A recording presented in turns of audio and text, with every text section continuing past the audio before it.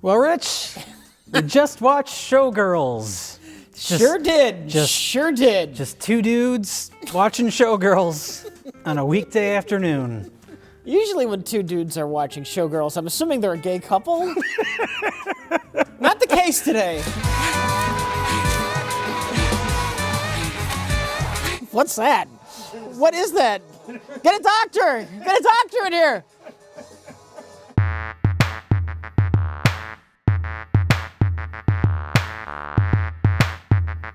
I've been thinking about Showgirls recently because there's been news that Paul Verhoeven is making his first American movie in like 20 years. And it's written by the guy who wrote RoboCop. Oh my God! And it's apparently it's being described as an political erotic thriller. And I'm like, oh, welcome back, Paul Verhoeven. We've covered many of Paul Verhoeven's films. I love Paul Verhoeven. You love Paul Verhoeven. Oh, I mean, how could you not love Paul Verhoeven? And this is one of his more controversial films. He usually does classics. Yes. That man usually bangs out classics, and this is the one movie of his that is infamous, Yes. more so than famous. It's one of the most famous flops of all time. Yeah. And not just a flop, but like for the longest time, it was just straight up a punchline. Basically, a high-budget porno film, Showgirls is a thinly veiled excuse to show lots of naked buttocks, legs, and breasts. On a scale of 1 to 10, I give it a 10. This movie was made, it was like the Morbius of the 90s. Where it's like, nobody actually saw it, but everybody made jokes about it. Kind of shockingly, I have seen this movie around the time it came out, and I could remember almost nothing that happened in it. like watching it just now, it was like a fresh viewing experience. Well, that's kind of why I wanted to watch it with you, because I've seen it a couple times throughout the years. I saw it when it first came out on cable. Obviously, I couldn't see it in the theater. It was NC-17. I guess you wouldn't have been old enough. No. Yeah. I was too young to see it. And I probably would have been too embarrassed to go up to the theater and ask to see Showgirls.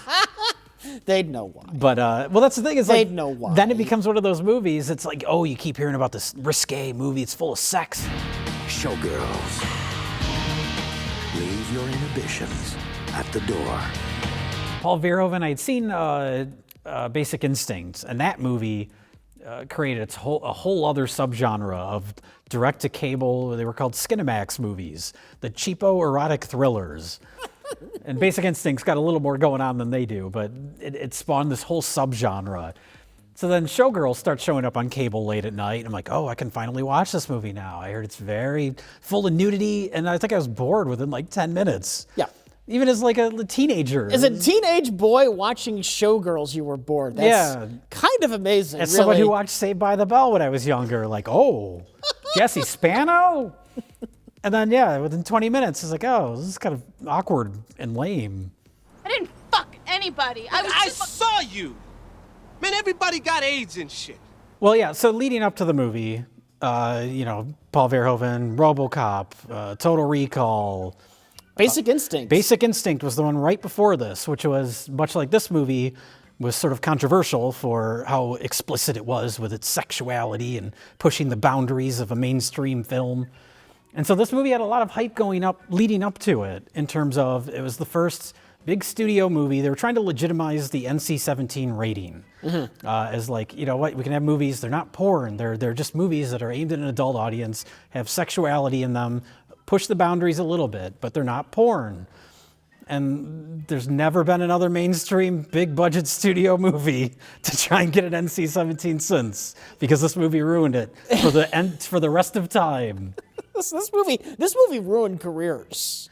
It did. Well, I think that's also, talking about Paul Verhoeven, there's this misconception that this movie killed his career, at least as far as American movies go. But after this, he did Starship Troopers, he did Hollow Man, which Hollow Man, I think, was Hollow Man a hit, though? It wasn't really a hit, but it wasn't like a disaster. It wasn't an ongoing punchline the way Showgirls was. But not just Paul Verhoeven. This killed Elizabeth Berkley's career.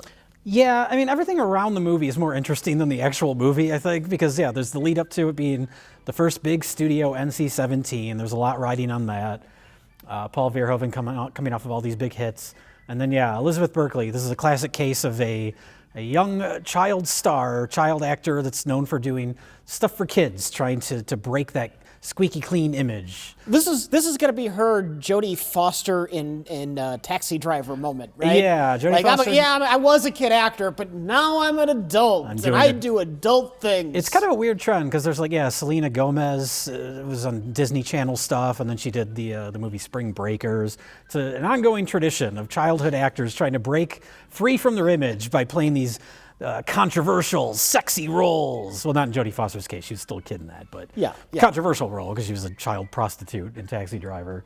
And it is sort of weird. It's a weird trend where it's like, oh, this child star, now I get to see them naked.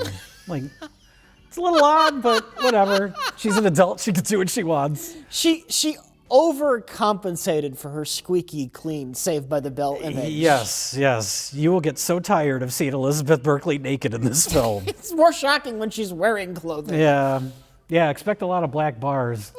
This is going to be a fun episode to edit. Maybe that was the point, to desensitize you to the nudity. I don't really know. No, I just think Paul Verhoeven is completely incapable of holding back. That man has to put his foot down on the gas pedal, and whatever he does, he's gonna go all in. He's gonna make it the extreme version of whatever he's making. Yeah. Here's the scene where the monkeys run in. Monkeys? What? Why is that happening? It's fun. I want the monkeys. I want the monkeys. The monkey shit on the stage. Mommy, can we see the monkeys? Not now, honey. They're busy.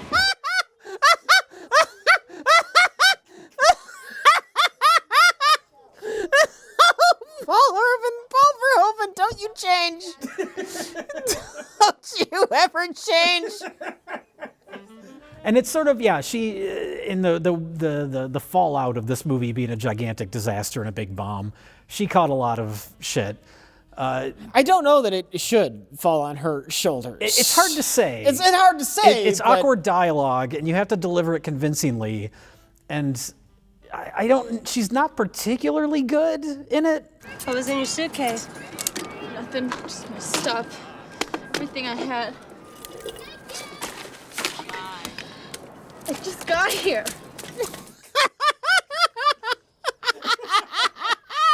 She's not the worst, and it sort of makes it worse because it's like, she's really putting herself out there, like pushing the limits, and it just becomes like a big joke, and it's almost like embarrassing for them.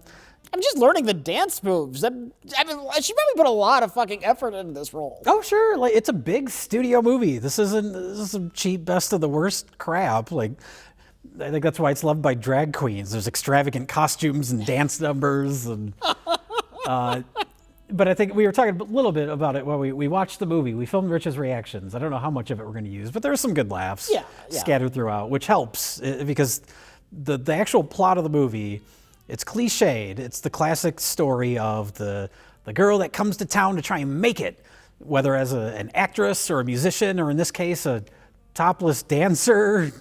And they have to sell out to make it big. You slowly lose a bit of yourself. You give up on your morals, and you start to backstab people to become the star. And then you learn a lesson. That's the traditional story. It doesn't quite pan out that way in Showgirls. There's so much indulgence on the part of Paul Verhoeven that any messaging is just kind of, it's lost in the woods. Yeah. Because she starts out, I mean, eventually, towards the end of the movie, we get the shocking revelation of what her backstory is. Yeah. Because the whole movie, her name is Nomi. You don't know, but ironically, you don't know anything about her. We don't know her. But she starts out, the first scene, every scene is the same in this movie, which is somebody propositions her with something, she gets incredibly angry about it, and then in the next scene, she just does it. And that goes on for like 2 hours of that. No lessons are learned. There's no escalation of her becoming a worse person, because she's always a bad person. And we learn towards the end of the movie, before the plot of the story even starts, we learn that she was like a prostitute and got into trouble with the law and was in jail. It's like, oh, so she's always been kind of morally bankrupt. Like, I mean, yeah, she's always been selling herself for money, and she insists she's not, but yeah.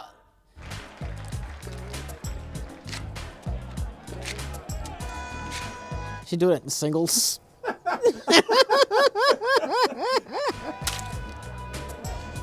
It's like the rest of the movie's runtime.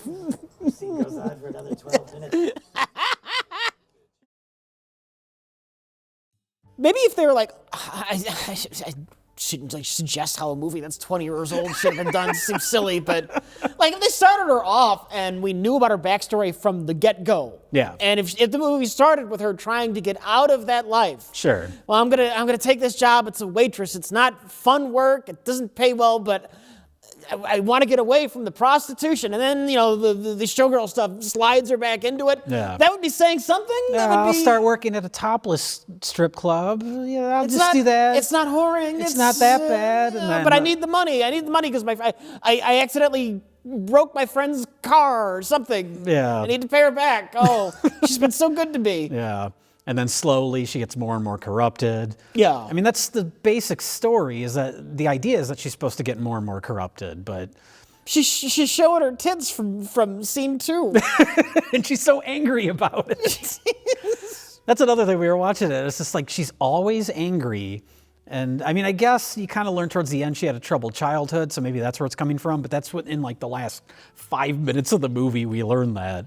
So the rest of the movie, you're just watching her bounce back and forth. It's like she's on drugs. Like 1 minute she's angry, the next minute she's bubbly and happy. And you never know when something someone says to her is just going to set her off.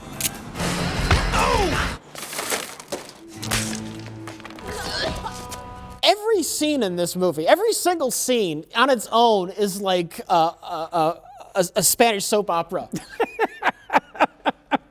Where you don't understand what anyone's talking about. You don't understand what anyone's talking about, but boy, do people have so many emotions. Yeah, now someone's angry. Oh, they were sad a second ago, but now they're angry. Oh, now they're horny? Now they're sad. Now they're horny again. Yeah. Now they're horny and angry. I hate you. I know. She said one bad thing about her once. And then she gave her $500 and a job audition for her dream job. I'll think about it. Okay. Close the door on your way out.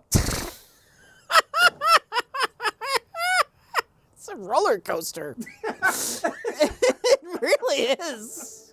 That's a scene. That's one scene in Showgirls, that whole exchange. Yeah.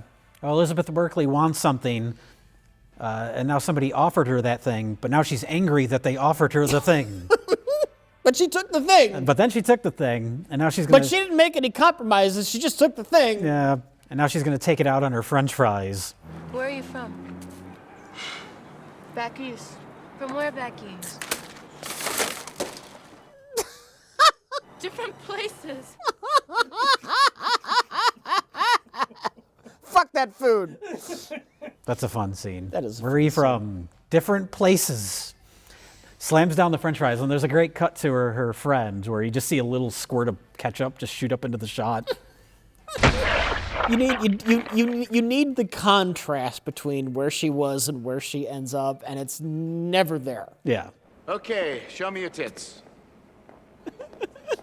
I got a topless show, for Christ's sakes. Let me see your tits.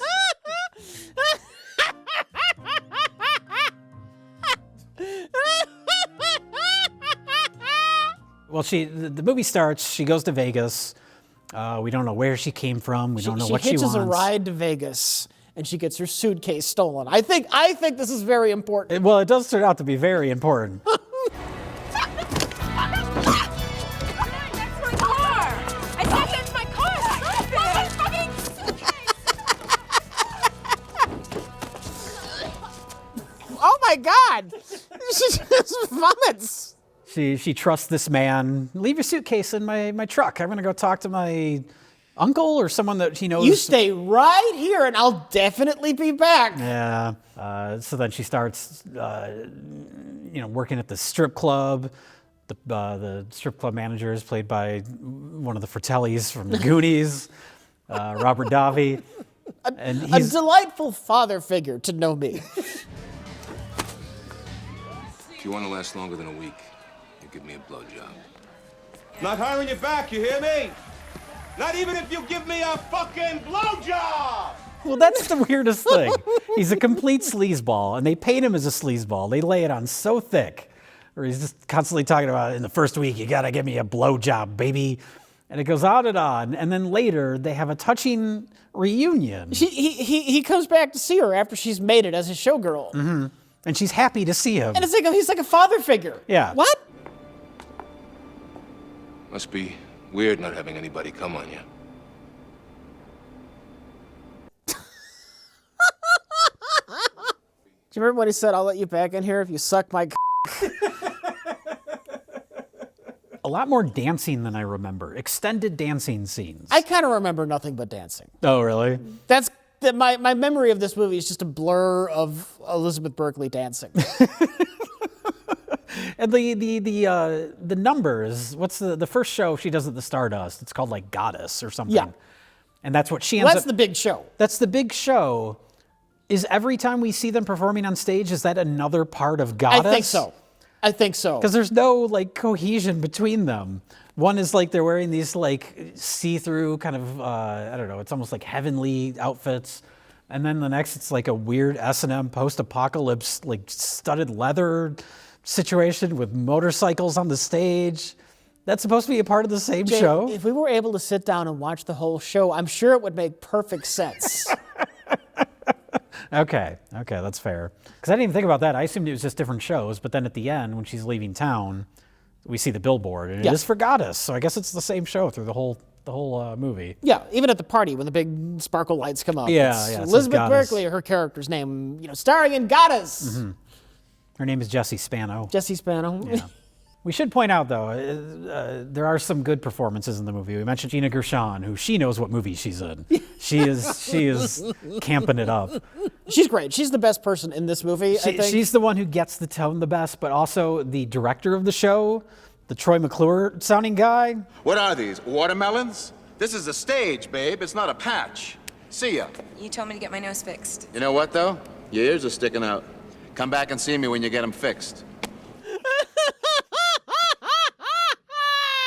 All right, ladies, show me your tits. That guy's so blunt.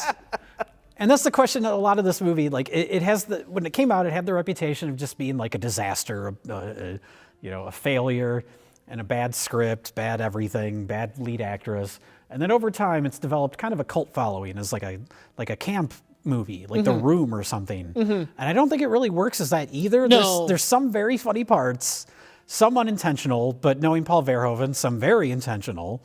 Well, the problem is, like when Paul Verhoeven is doing satire, it's always amazing. Yeah.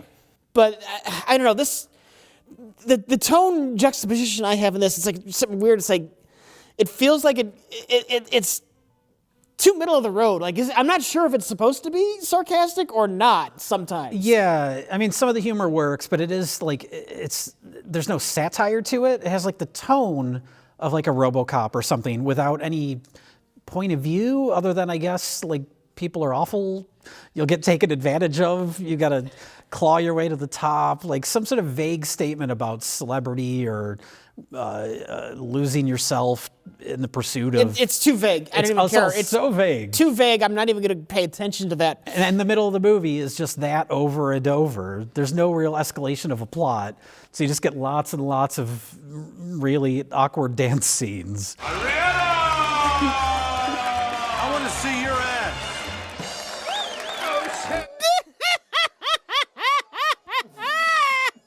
She starts working at the Stardust. Yeah. And she gets a part in the show. This is her big break. She can leave the filthy, dirty strip club and work at the slightly less dirty topless review show. I don't know who the audience is for these things. I know they exist, but... I'm just wondering how the Stardust felt about this movie. I mean, they must have endorsed it.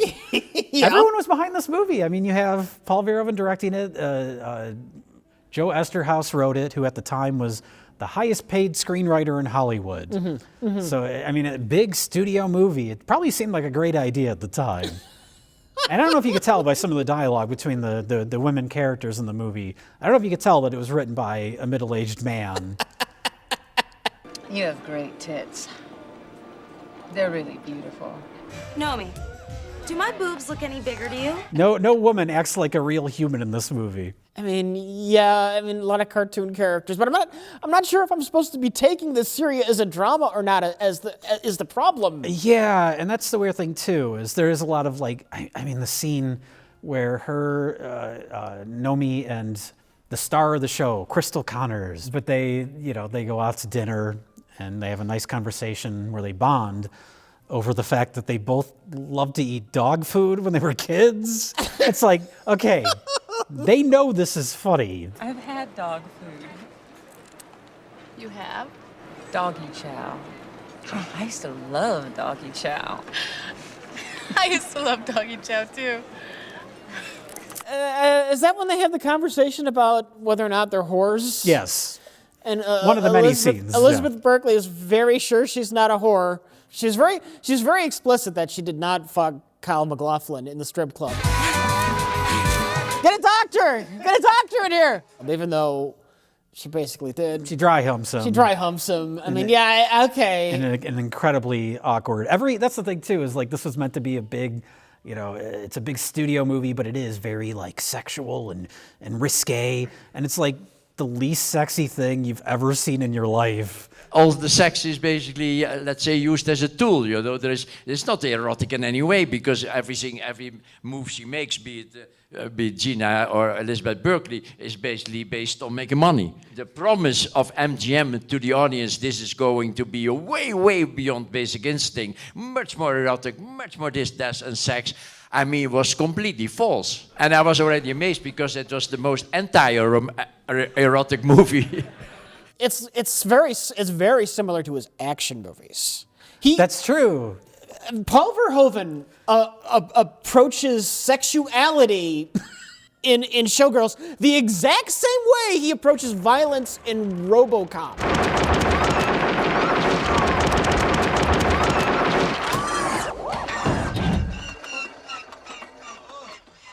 It's so over the top that it's enjoyable and funny, and it's not really. It doesn't hit you like violence. It hits you like You're not watching real humans. You're not watching real sexuality because sexuality is exaggerated to such a comical degree in every scene that it loses all meaning. Yes. Everything is sexual.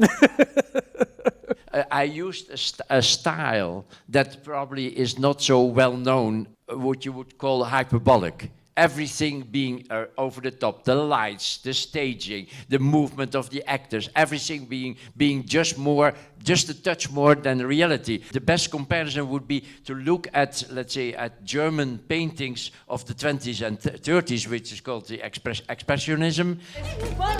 Shit on the stage, honey.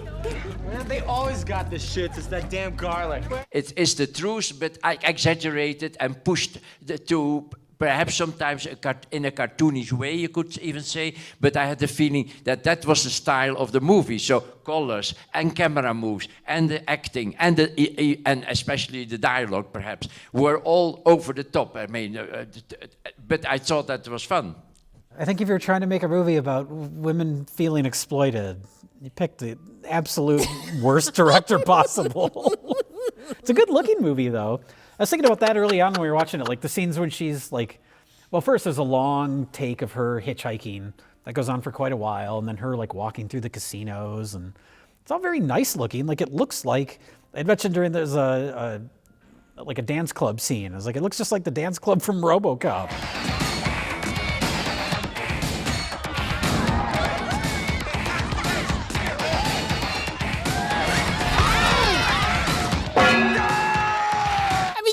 Look like a real movie. I mean, it was made by Paul Verhoeven. You'd expect it to look like something we would watch on Best of the Worst. Mm-hmm. So that contrast makes it interesting too. The fact that it looks so nice, that it was a misguided attempt by a studio to normalize sexuality in movies, make it not so taboo. I think that's a part of it too. Paul Verhoeven is a walking contradiction. He's a man who hates American movies that made the most quintessentially American movies of all time. Made the absolute best American movies, He's a man who is highly religious, and he made Showgirls. and RoboCop. Yeah.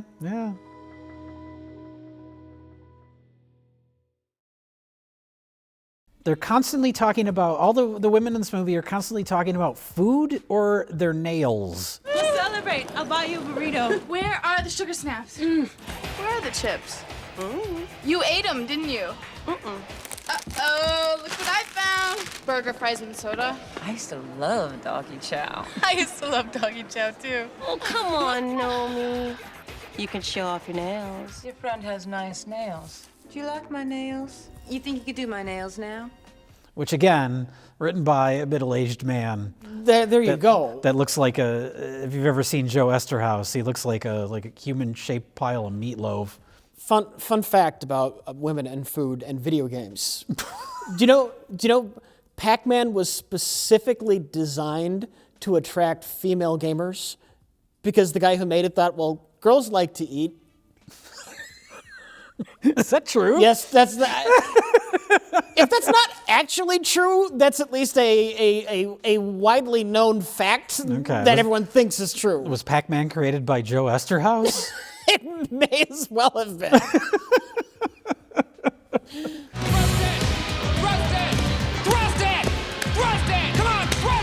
You're never invested in the drama of the story, but then occasionally something really funny will happen. But then you get towards the end. There's the roommate character who's in love with this rock star, and the rock star is coming to town. And now Nomi is the big star of the show. She's compromised her values and pushed Crystal Connors down the stairs to take her place as the star of the big show. We have a parallel scene where they treat it like it's a premiere of a movie or something, where they're all interviewing her. It's like, that's fine. Is this the local news interviewing a topless revue dancer? I don't know. Sure. But we have that scene happens early on with Gina Gershon, and then it happens again with Elizabeth Berkley. And now that she's the big star, she can use her fame to get to this party that the rock star is going to be at, and she invites her roommate to the party because her roommate's in love with the rock star. And then, like that, he immediately turns into an abusive monster, and we get a genuinely, more realistically violent assault scene. Yeah. And I'm just picturing people that watch this movie as camp, seeing it in a midnight movie, in a theater or something, and everybody's laughing. That takes wind out of your sails. What are you doing during that scene? That ruins the entire mood. It's like a buzzkill. And then Elizabeth Berkley beats the shit out of him after that. Then for the last 10 minutes, it becomes a rape revenge movie. Yeah, it's like, well, okay, how is this led up to what is her arc? What should she be doing? I guess going to the police. It's a whole lot of men trying to use women in this movie to get what they want and to lie to them. Even her friend, the one guy we're kind of led to believe is the wholesome guy who's going to teach her the right way to dance. Oh yeah. And it ends up that he just uses women to everyone's just disgusting. It's a very nihilistic movie. Yeah. The story itself is extremely negative, of course. I mean, it's really saying sexuality or sex in general is money. And basically is that's not only, you could say, perhaps an attack on Vegas, but it's perhaps was seen as an attack on the United States in general. The bottom line is money. What lesson does Elizabeth Berkley learn? Does Jessie Spano learn in this? Does she accept the fact at the end that she is a whore and that's why she leaves? Well, I think she feels like she's done enough damage. It's time to get out of town. Boy, I really fucked things up for a lot of people. She didn't learn any lessons. She's just leaving town because she beat the shit out of a famous rock star. Yeah. Okay. I do wonder, the last shot, she meets back up with the guy. Coincidentally, the guy gave her a ride into Vegas. He picks her up when she's trying to leave town. That's supposed to be, I guess, ironic. I want my fucking suitcase. Yes! Yes! But then we see the truck drive away, and there's a sign for Los Angeles. And it's is that some sort of nod that she's going to do this all again as an actress? She's going to learn the same lesson again. Was that the plans for Showgirls 2? I haven't seen it. There actually was a Showgirls 2. What? Made maybe 10, 12 years ago. Written, directed, and starring the young, naive blonde girl that starts working at the strip club in this movie, Penny. Written, directed, and starring her as that character, shot on video. I don't know, like, I guess the rights for Showgirls must have been pretty low, and so she made a cheapo Showgirls sequel that nobody has seen. Interesting. Did they lean into the camp? I have no idea. I've never seen it. Nobody's seen it. It's one of those movies that just, it's like, did you know they made a sequel to Easy Rider? Like 40 years after the original movie.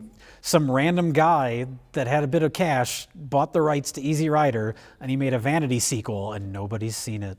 That's a strange one. Yeah. These exist, these weird sequels that come out long after the fact that just never get like a wide release and nobody even knows are a thing. When they're that far removed and some schmuck who grabbed the right, that doesn't count. Yeah. That doesn't even count. Showgirls seems like, because of its infamy, it seems like that could have caught some heat. Someone made a sequel to Showgirls, but flew under the radar. I mean, they can make Showgirls 2 today. I want to know what Jessie Spando's been up to. Well, now she'd be like a studio executive. If she went to LA, she'd be like one of the people that covers for like the Weinsteins. She's been corrupted that much. She's bringing actresses to Weinstein. Yes, that would be her role in the film. Yeah. We could do this. We should do this. It should happen. Elizabeth Berkley's not up to much. I feel so bad for Elizabeth Berkley. I really do. She thought this was going to be her big break. It's not. And it was her big break. I think she's come around to, because I'm sure like it was a horrible failure. I'm sure she was embarrassed by it after it came out. I think she's come around to kind of like embracing it for the people that view it as camp. While in 1995, it was such a different time where taking risks like that were not embraced. They were laughed at. They were shamed publicly. And to be a young girl in the center of that was something that was quite difficult. But I found my own resiliency and my power and my confidence, not only through what I had to find out, but because of you guys. Is there someone who could do that role and make it work? Or is that just the role? Yeah, I guess that's just the character. Because as I say, Gina Gershon does great. Everyone's pretty good. Kyle MacLachlan, with what he has to work with, he's good. What's Andrew Carver like? Are you nervous? You know, I can't look at him and not think of Tobey Maguire in Spider-Man 3. He's going to turn into Venom any second now. So, yeah, I guess it's just the character, the contradiction that is the main character of Showgirls. Kyle MacLachlan has plenty to work with. He had so many tough days on set. That lap dance scene where he has to just sit there. And the pool scene. The pool scene where he has to just sit there. And both times, someone has to have a seizure on him. But easiest paycheck Kyle MacLachlan ever got. So it's a setup for another movie where he stars as a seizure-inducing supervillain. Seizure Man! Showgirls 2! Seizure Man! Or what if he doesn't have superpowers, he just realizes throughout his experiences with Nomi that he has a fetish for seizures? So he's just out there every night trying to find someone that'll... Then he goes on to make Shark Exorcist? This is the Donald Farmer prequel, this film. It's a whole Showgirls expanded universe now, baby. Kyle MacLachlan's character in this movie is Donald Farmer. This is what taught him about his seizure fetish. He left Vegas and he moved to Kentucky. Where's Donald Farmer? Probably Pennsylvania. Pennsylvania. Right? I'll just say Pennsylvania. Yeah. And just started making no-budget movies. I just went to Carver. And I kicked the shit out of him. This is going to be the most awkward hospital sex scene I've ever seen. Missed opportunity, in my opinion. I mean, this movie showed no restraint anywhere else. They may as well have just gone at it. What would someone get out of Showgirls? Like, if you were to watch this now as just a movie, like separate from, like, obviously we were around during all the the hype build up to it, the controversy, the jokes made at its expense after it came out, all the fallout from it. But if someone were to just watch this, completely oblivious to any of that, like, what do you get out of it? What I get out of it is that this wants to be a serious movie that says something, and it just isn't. Yeah. It isn't.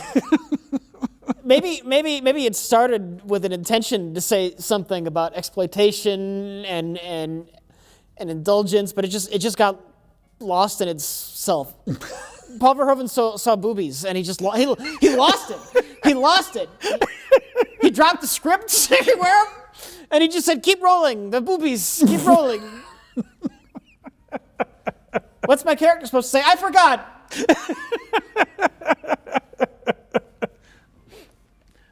Why are we talking about dog food in this scene? Why are we talking about eating dog food?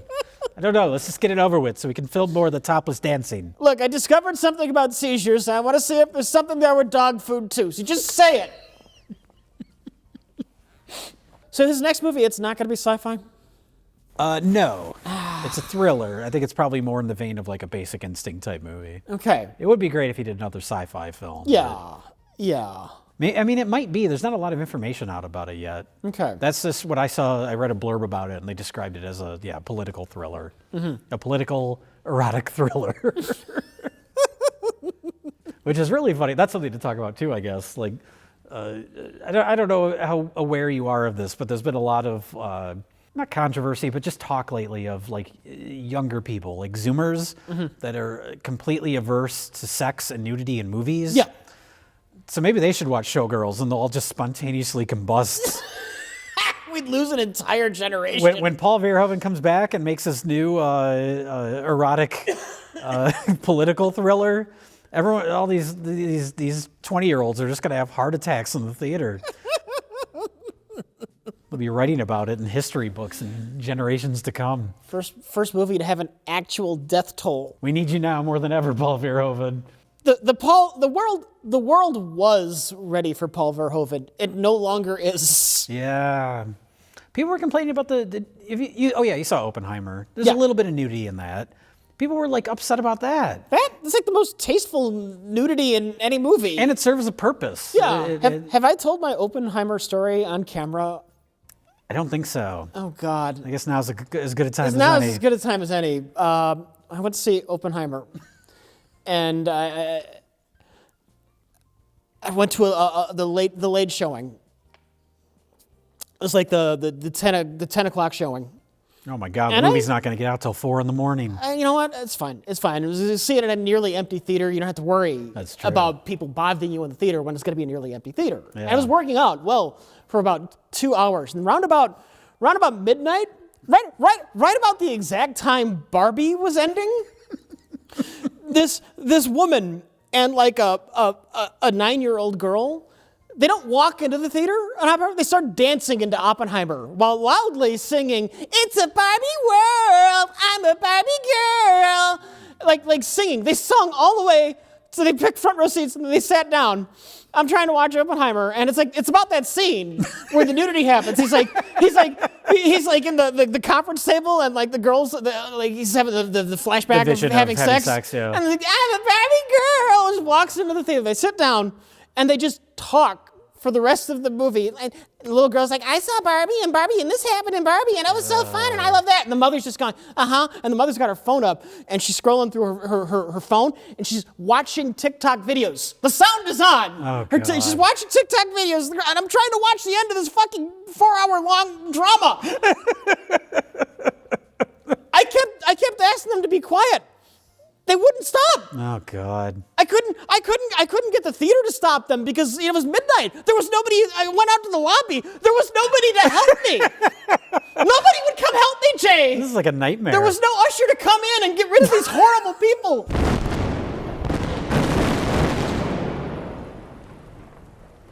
So for all you assholes who keep chiding us for shitting on the theater, it's not that bad. Yes, it is.